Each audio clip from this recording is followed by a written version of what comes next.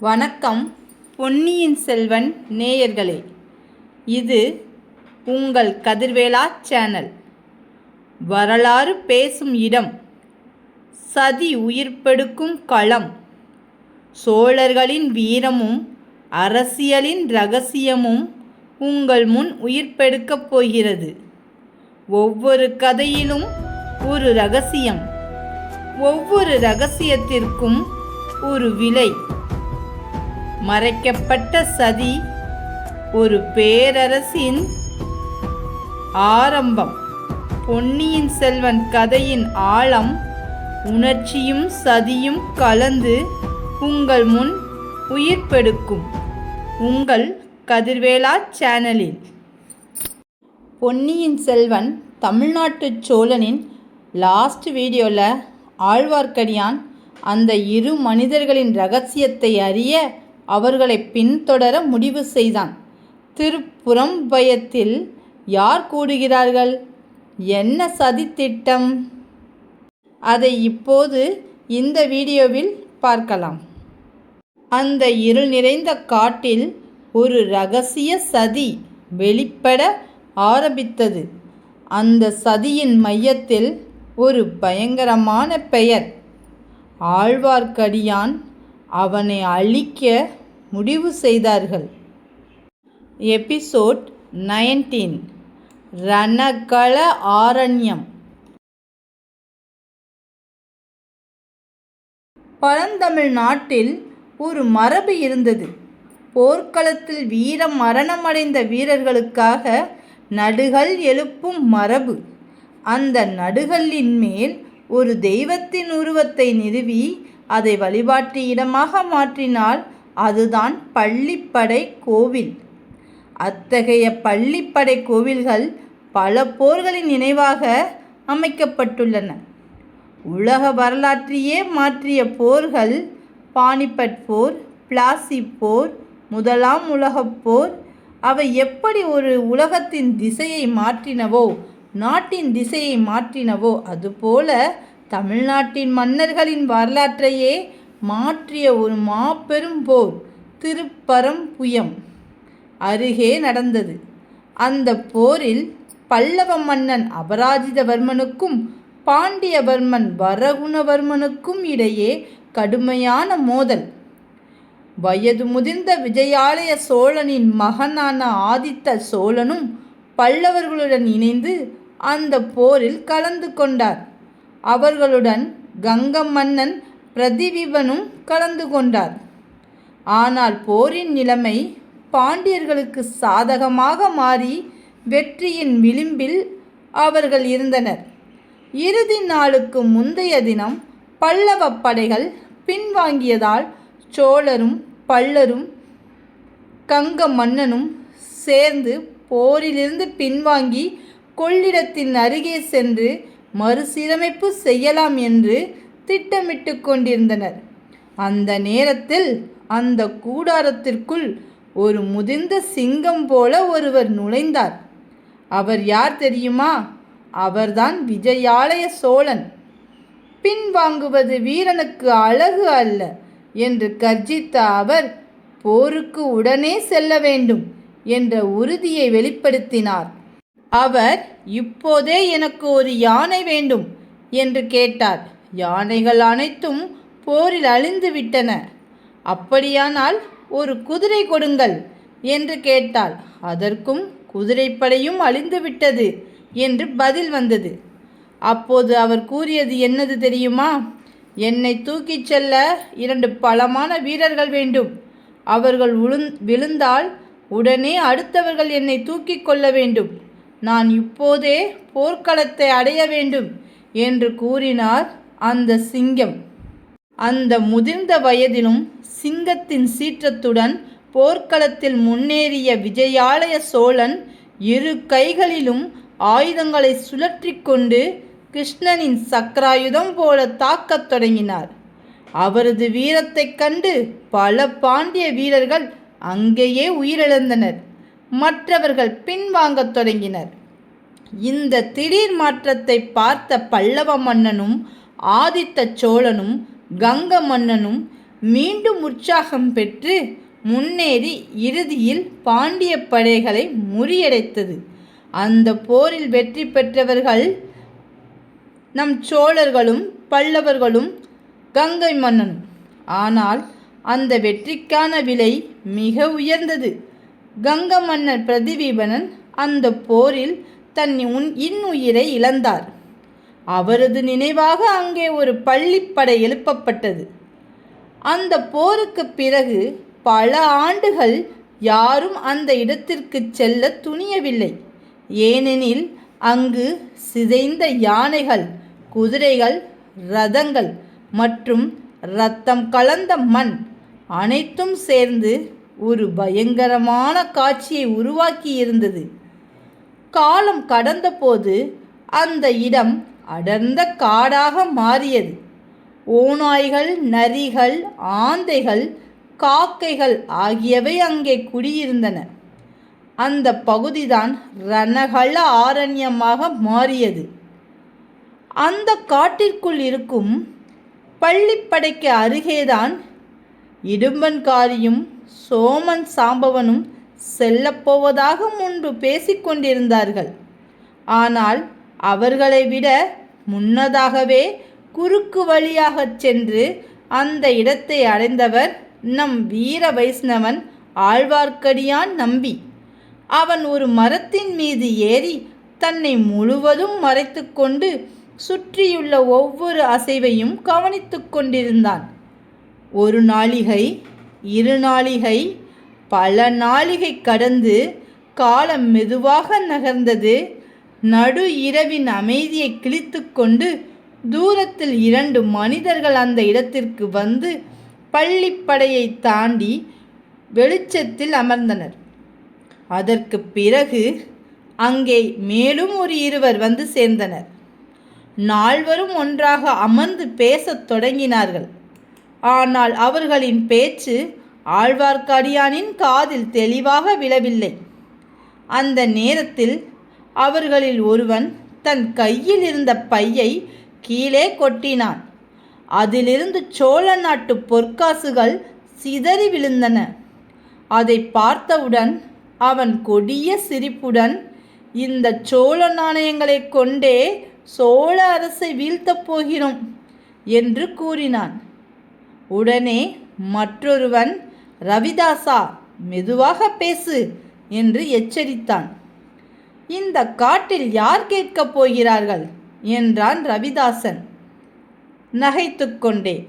அந்த வார்த்தைகள் முழுமையாக கேட்காததால் ஆழ்வார்க்கடியான் இன்னும் அருகில் சென்று கேட்க வேண்டும் என்று முடிவு செய்தான்.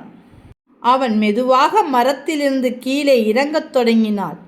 ஆனாலும் அந்த இருளின் அமைதியில் கிளைகளும் முள்ளுகளும் அவன் உடலை சிராய்த்தன. அப்போது எழுந்த அந்த சிறிய சத்தமே அந்த அமைதியை உடைத்தது. அந்த சத்தத்தை கேட்ட இடும்பன்காரி திடீரென எழுந்து, யார் அங்கே என்று கர்ஜித்தான். ஆழ்வார்க்கடியான் பிடிபடுகிறானா அல்லது இந்த சதியின் ரகசியத்தை கண்டுபிடிக்கிறானா? எபிசோட் 20. முதல் பகைவன். ஆழ்வார்க்கடியானுக்கு சாதகமாக அப்போது திடீரென ஒரு ஆந்தை அலறியது. அந்த சத்தத்தை கேட்ட அவர்கள் சாதாரண காட்டின் ஒலி என்று எண்ணி மீண்டும் தங்களது உரையாடலை தொடர்ந்தனர். அந்த நேரத்தில் மேலும் 2 அந்த கூட்டத்தில் வந்து சேர்ந்தனர்.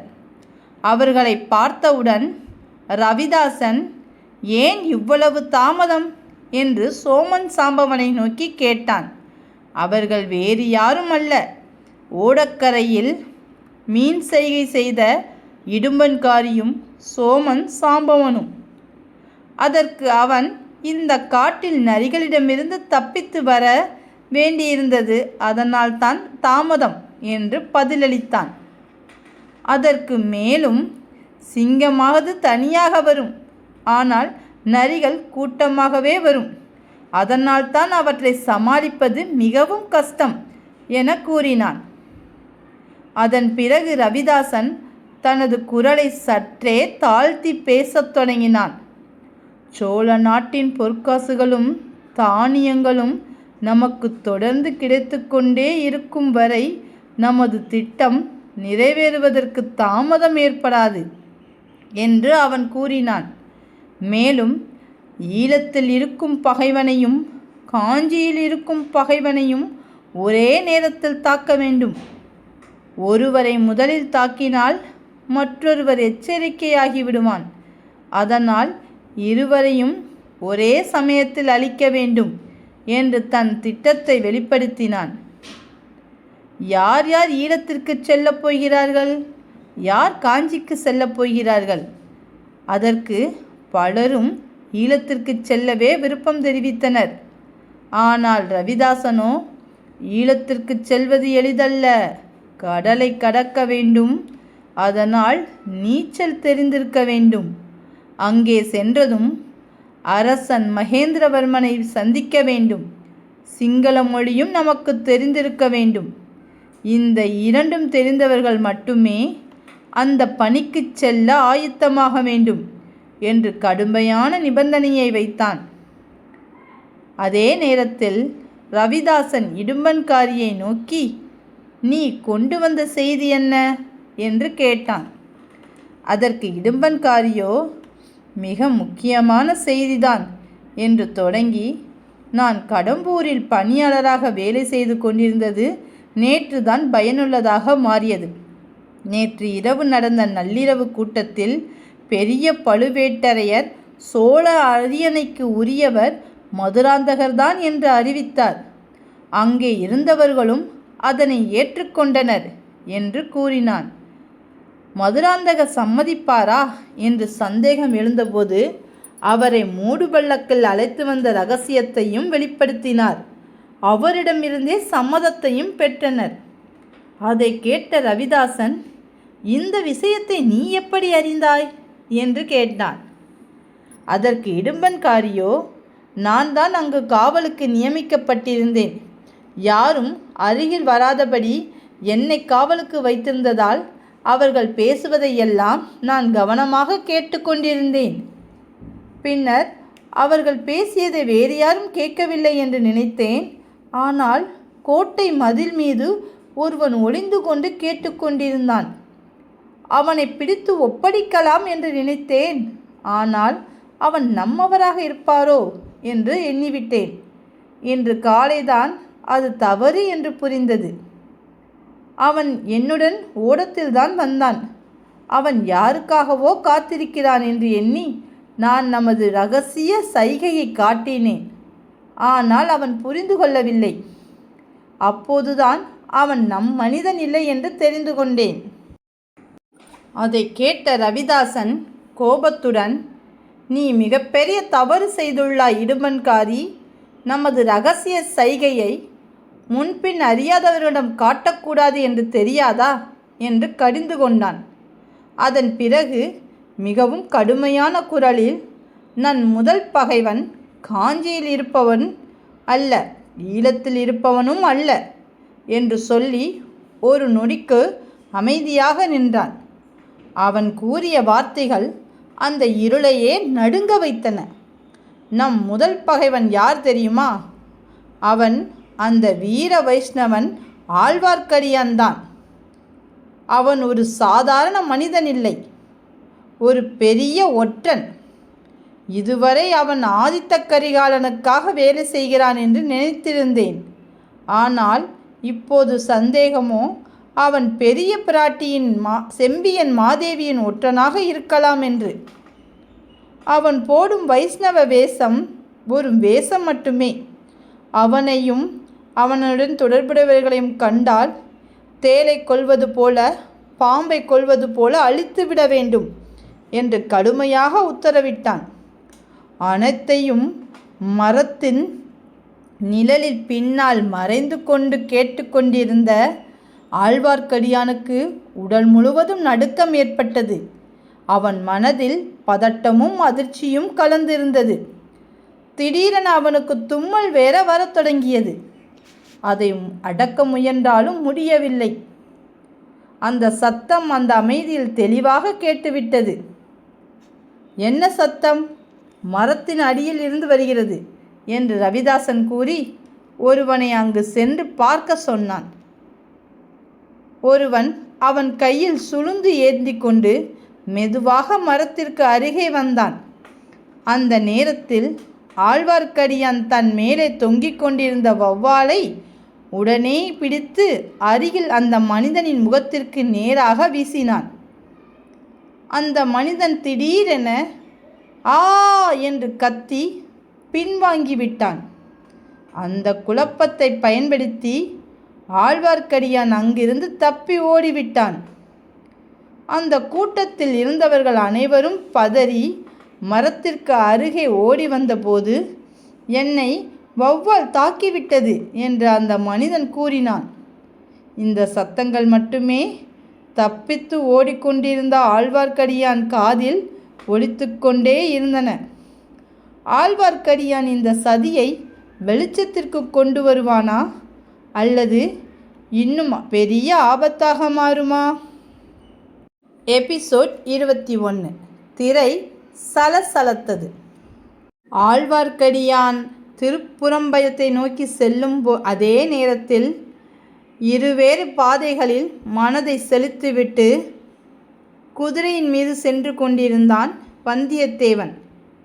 ஒரு பக்கம் அரசியல் சதி தீவிரமடைந்து கொண்டிருக்க, மற்றொரு பக்கம் வந்தியத்தேவன் தனது பயணத்தை தொடர்ந்தபடி சோழ நாட்டின் வளத்தையும் செழிப்பையும் கண்டு மனம் மகிழ்ந்து கொண்டிருந்தான். அவன் கண்களுக்கு எங்கும் பசுமை, நீர்வளம், பயிர்வளம், மக்கள் செழிப்பு என்று தெரிந்தபோது சோழ நாட்டை வளநாடு என்று சொல்வதும் சோழனை வளவன் என்று அழைப்பதும் எவ்வளவு பொருத்தமாக இருக்கிறது என்று அவன் மனதில் பெருமை பொங்கியது. அதே நேரத்தில் அவன் தன்னுடைய கடமையை நினைத்தான். ஆதித்த கரிகாலன் கொடுத்த ஓலையை தஞ்சையில் உள்ள சோழ சக்கரவர்த்தியிடம் கொடுத்துவிட்டு இந்த அரச குடும்ப சிக்கல்களிலிருந்து சிக்காமல் விலகி நிற்பதே நன்று என்று முடிவு செய்தான். அவன் முடிவு செய்தால் மட்டும் போதுமா? காலம் முடிவு செய்ய வேண்டாமா? அதை அவன் அறியாது சென்று கொண்டிருந்தான். ஆனால் உடனே அவனது எண்ணமும் மாறியது. நம் வானர் குலத்திற்கு சோழர், கங்க மன்னன், பல்லவர்கள் இவர்களெல்லாம் ஒரு காலத்தில் பகைவர்கள்தானே. நம் அரசையே அழித்தவர்கள் இவர்கள்தானே என்று மனதில் சின்ன கசப்பு தோன்றியது. உடனே தன்னை தானே சமாதானப்படுத்தி கொண்டான். இது தவறல்ல. அரசர்கள் ஒருவர் மீது ஒருவர் போர் புரிந்து நாட்டை விரிவாக்குவது இயல்பான விஷயம்தானே. நம் முன்னோர்களும் அப்படித்தானே செய்தார்கள் என்று அந்த தவறான எண்ணத்தை விடுத்தான். ஆனால் அவன் மனதில் இன்னொரு எண்ணமும் உதித்தது. சோழர்கள் ஒன்றும் எதிரிகளை அழிக்க விரும்புபவர்கள் அல்ல, அவர்களை நண்பர்களாகவே மாற்ற விரும்புகிறார்கள். அதற்காகவே சுந்தர சோழரின் தந்தை வைதும்பராய குலத்தில் கல்யாணம் செய்து உறவை வளர்த்தார். அதன் பின்னர் அவன் நினைவு குந்தவை தேவியை நோக்கி சென்றது. அவளுடைய அழகுக்கு இந்த வழியில் மலர்ந்த குவளை மலர்களோடு ஒப்பிடலாமா அல்லது அந்த மூங்கில் வளையலோடு ஒப்பிடலாமா என்று ஒவ்வொன்றையும் ஒப்பிட்டு மனதில் மகிழ்ந்தான். இவ்வாறு எண்ணிக்கொண்டே வந்தியத்தேவன் திருவையாற்றை அடைந்தான். இது திருவையாறுதானா என்று விசாரித்து உறுதியும் செய்து கொண்டான். அந்த ஊரின் ஆன்மீக சூழல் அவனை மயக்கமடச் செய்தது. அங்கு கேட்ட இசை கடம்பூரில் பார்த்த குரவை கூத்து போல் அல்ல. இது சங்கீதம், பக்தி நாதம். தேவார பாடல்கள் ஒலித்து கொண்டே இருந்தன.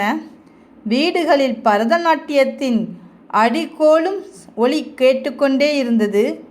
திருஞான சம்பந்தர் புகழ்ந்த இந்த திருவையாற்றின் அழகை அவன் கண்முன்னே உயிருடன் தோன்றியது. அந்த அழகை ரசித்து கொண்டே சென்ற அவன் பின்னால் திடீரென எழுந்த ஒரு சத்தத்தை கேட்டான். திரும்பி பார்த்தபோது தூரத்தில் இருந்து ஒரு மூடு பல்லக்கு வீரர்களால் தூக்கி வரப்பட்டு கொண்டிருந்தது. அதை பார்த்தவுடன் அவன் மனதில் ஒரு திட்டம் தோன்றியது. தஞ்சைக்கு சென்றாலும் சக்கரவர்த்தியை நேரில் பார்க்க முடியுமா? பெரிய பழுவேட்டரையர்கள் எல்லாவற்றையும் கட்டுப்படுத்துகிறார்கள். ஆனால் இந்த பல்லக்கில் வரும் மதுராந்தகரை நான் நண்பனாக்கி கொண்டால் கோட்டைக்குள் நுழைய வாய்ப்பு கிடைக்கலாம் என்று எண்ணினான். அதனால் அந்த பல்லக்கை தூரத்திலிருந்து பின்தொடர முடிவு செய்தான். மெதுவாக குதிரையை ஓட்டிக்கொண்டு சென்றான்.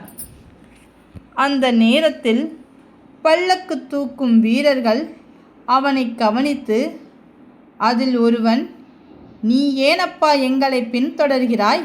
என்று கேட்டார்கள். அதற்கு நம் வந்தியத்தேவன் சாமர்த்தியமாக, "நானும் தஞ்சைக்குத்தான் போகிறேன். இந்த சாலை தஞ்சைக்குத்தானே செல்லும் வழி?"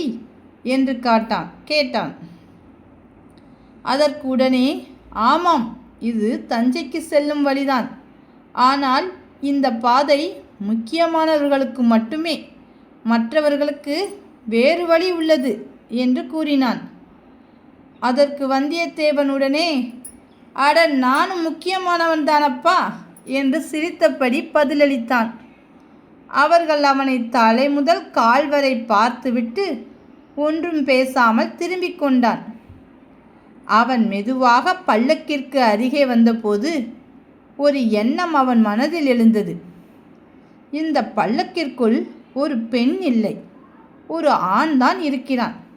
அதுவும் ராஜ்யத்தை இப்படி திரைமறைவாக பெற நினைக்கும் ஒருவன் என்று மதுராந்தகரை எண்ணி அவன் மனதில் ஒரு கோபம் எழுந்தது.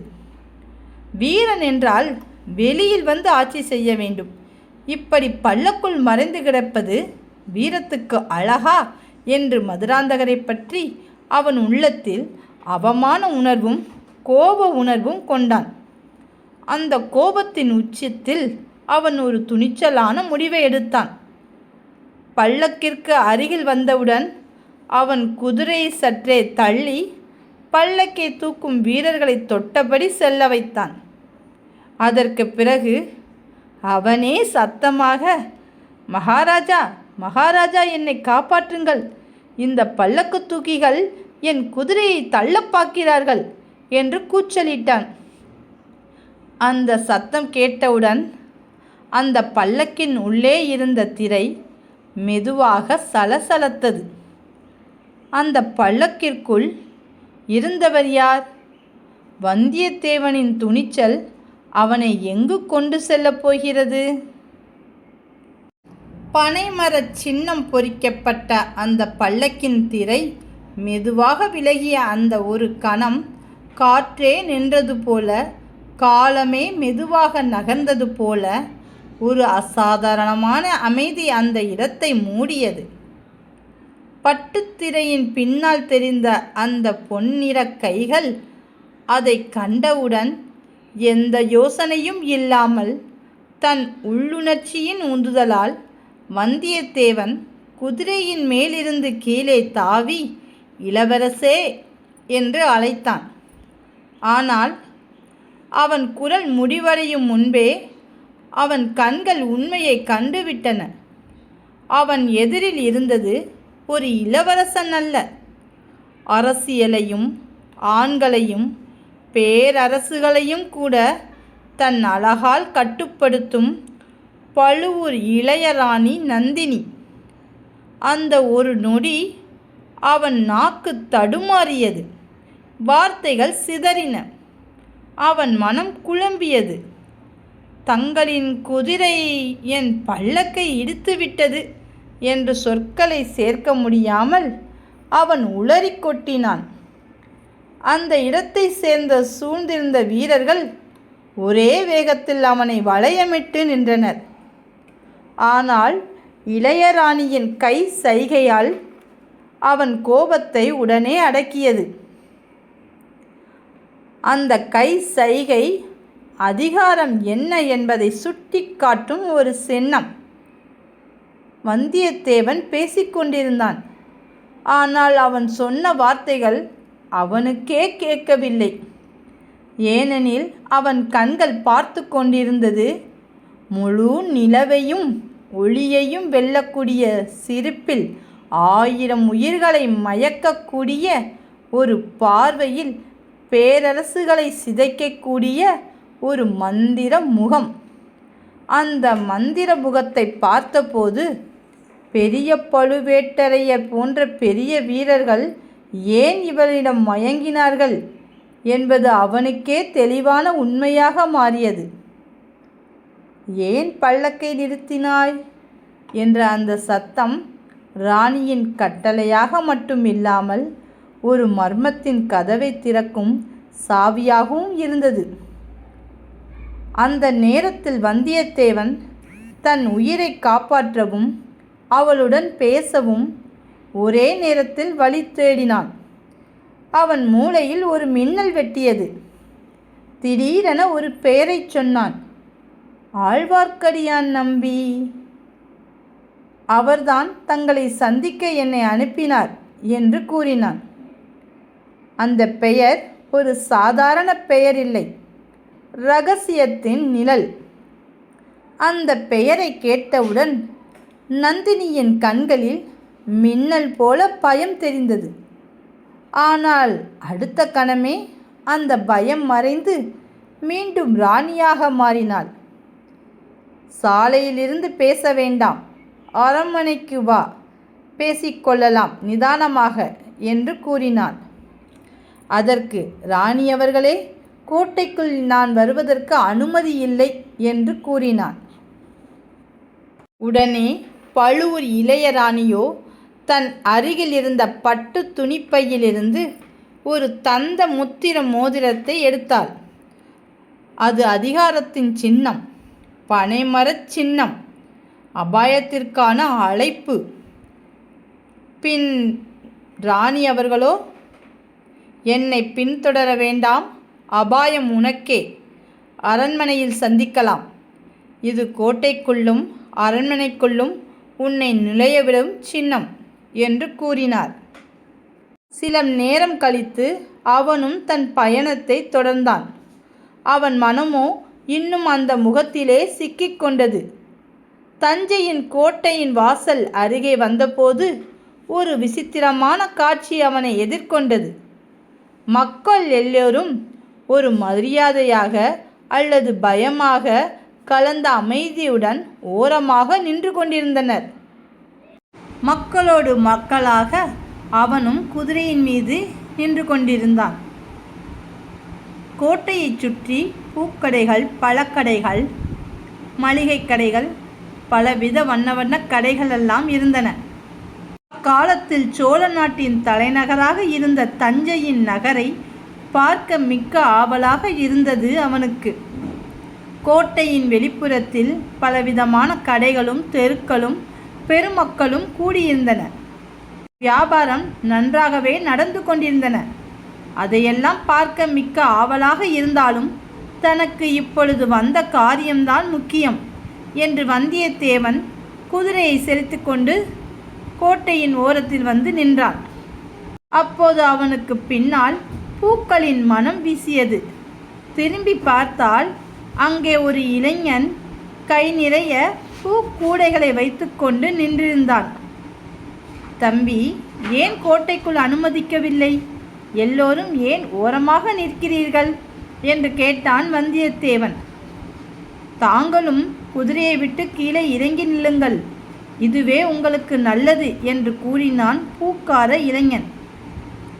அவனும் அந்த இளைஞரிடம் பேசுவதற்கு வசதியாக குதிரையை விட்டு கீழே இறங்கினான். அப்போது இந்த இளைஞன் தஞ்சை மன்னரை கோட்டையில் சந்தித்துவிட்டு வேளக்காரப்படை கோட்டையை விட்டு வெளியே வருகிறது, அதனால்தான் மக்கள் எல்லோரும் ஓரத்தில் நிற்கிறார்கள். நீங்கள் குதிரையின் மேல் நின்றால் வேளக்கார படையினருக்கு பிடிக்காது, உடனே உங்களை வம்புக்கு இழுப்பார்கள், பொல்லாதவர்கள் அவர்கள் என்று கூறினான் அந்த இளைஞன். உடனே வந்தியத்தேவனோ தமக்கு காரியம்தான் முக்கியம், வீண் சண்டையில் போகக்கூடாது என்று நினைத்து கொண்டு அமைதியாக இருந்தான். அப்போது தஞ்சை கோட்டையின் வாசல் படார் என்று திறக்கப்பட்டது. முதலில் 2 வீரர்கள் அவர்கள் சென்று ஒரு கொடி ஒன்றை சுமந்து கொண்டனர். அந்த செந்நிற கொடியில் மேலே புலியின் முகமும் கீழே கிரீடமும் அதற்கு கீழே பலிபீடமும் அதில் ஒரு மனித தலை துண்டாக வெட்டப்பட்டு கிடந்தன. பார்ப்பதற்கே அந்த காட்சி பயங்கரமாக இருந்தது. அதன் பின்னால் ரிஷபம் ஒன்று தன் வாகனத்தில் 2 பெரிய பேரிகளை வைத்து முழங்கிக் கொண்டு வந்தது. அதன் பிறகு 50 வீரர்கள் ஊதுகுழலை வைத்துக்கொண்டு ஊதிக்கொண்டு வந்தனர். அதற்கு பிறகு ஒரு 1000 பேராவது இருப்பார்கள். வீர கோஷம் முழக்கமிட்டு கொண்டு வந்தனர். என்ன கோஷமிட்டு வந்தனர் என்று தெரியுமா? பராந்தக சோழ பூமண்டல சக்கரவர்த்தி வாழ்க, சுந்தர சோழ மன்னர் வாழ்க, கோழிவேந்தர் வாழ்க, வாழ்க வாழ்க வாழ்க, தஞ்சையர்கோன் வாழ்க, வீரபாண்டியனை சுரம் இறக்கிய பெருமான் வாழ்க, மதுரையும் ஈழமும் தொண்டை மண்டலமும் கொண்ட ராஜகேசரி வாழ்க, கரிகான் வளவன் திருக்குளம் நீடூடி வாழ்க, வாழ்க வாழ்க வாழ்க, துர்க்கை மாகாளி பாராத்பரி பராசக்தி வெல்க, வெல்க வெல்க வெல்க, வீர புலிக்கொடி பாரெல்லாம் பறந்து வெல்க, வெற்றிவேல் வீரவேல், வெற்றிவேல் வீரவேல் என்று வீர முழக்கம் இட்டுக்கொண்டே சென்றனர். இவர்கள்தான் வேளக்கார படை. பழந்தமிழ் நாட்டில் மன்னர்களுக்கென்று சில பாதுகாவலர்கள் இருப்பார்கள். இவர்களுக்கும் மற்ற வீரர்களுக்கும் என்ன வித்தியாசம் என்றால், இவர்கள் தங்கள் உயிரை கொடுத்தாவது அரசரின் உயிரை காப்பாற்றுவார்கள். ஏதோ ஒரு சூழ்நிலையில் அரசரின் உயிரை காப்பாற்ற தவறினால் துர்க்கை அம்மன் கோவிலின் முன்னால் இருக்கும் பலிபீடத்தில் தங்கள் தலையை தங்கள் கைகளாலே வெட்டிக்கொண்டு உயிரை நீக்குவோம் என்று சபதமிட்டவர்கள். தங்கள் உயிரையே தர துணிந்த வீரர்களுக்கு சிறப்பான சலுகைகள் இருப்பது இயல்புதானே. இவர்கள்தான் வேளக்கார படை வீரர்கள். நம் தமிழ் கடவுளான முருகனுக்கும் வேளக்காரன் என்று பெயர் இருப்பது அனைவருக்கும் தெரிந்திருக்கும் என்று நம்புகிறேன். இவர்கள் இவ்வாறாக வெற்றிவேல் வீரவேல் என்று கோஷமிட்டு கொண்டே சென்றனர். தஞ்சையின் கோட்டைக்குள் வந்தியத்தேவன் நுழைய முடியுமா? ஆழ்வார்க்கடியான் அந்த இரகசிய சதியை வெளிக்கொணருவானா? அனைவரும் எதிர்பார்க்கும் சுவாரஸ்யமான நிகழ்வுகள் அடுத்த எபிசோட்டில். இது உங்கள் கதிர்வேலா சேனல். பொன்னியின் செல்வன் தமிழ்நாட்டு சோழனாக.